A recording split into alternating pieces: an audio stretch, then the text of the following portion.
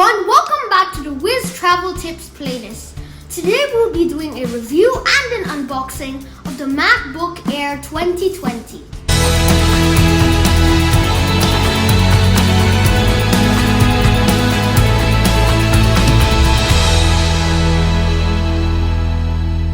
Originally, we were going to get this MacBook for my school. Since I'm moving to middle school, it is a requirement to have this new MacBook. So now I know that it can also be used for editing.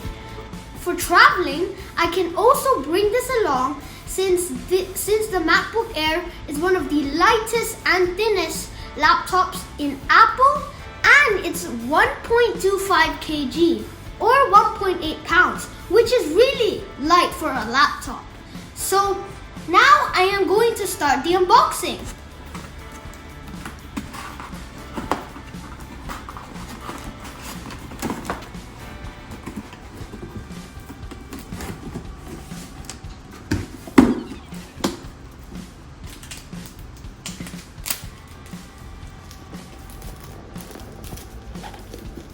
So, as you can see, we are starting the unboxing, my very messy unboxing. So, now, let's do the opening. Oh God.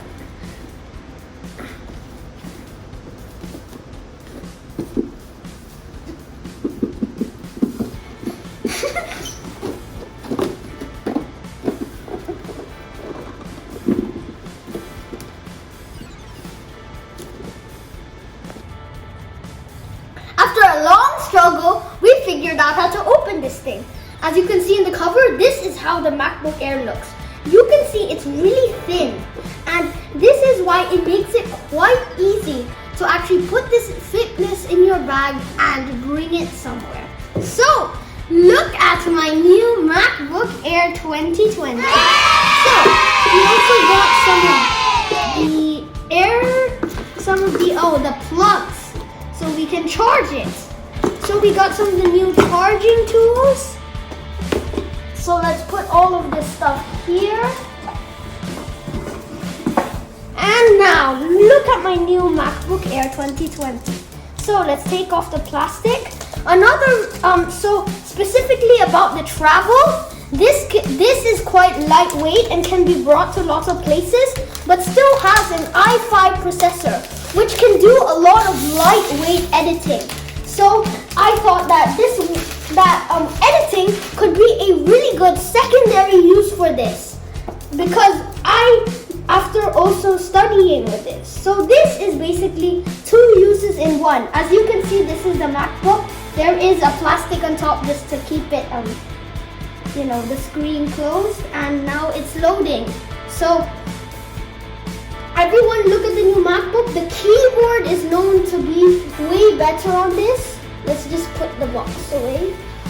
And so the keyboard is known to be really good on this. So here is how it looks. I'm going to remove the screen cover.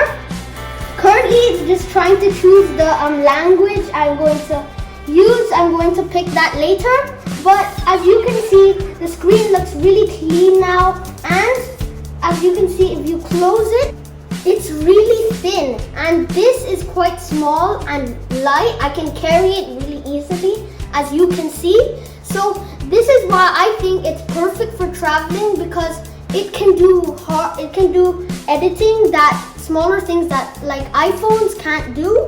But it also, you can fit this in your trekking backpack when you're going outdoors and traveling to other places. So overall, I think that this is definitely worth it if you want something that you can bring around. I know some people don't like it because they're just using it in their office. Yes, maybe the MacBook Pro will be better for that sort of thing.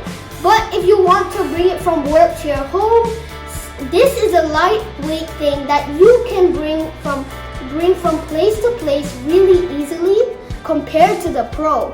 And for me especially, this is a 2-in-1, because I'm using this for my education, and I can also use this for editing my YouTube videos. So for me, this is perfect.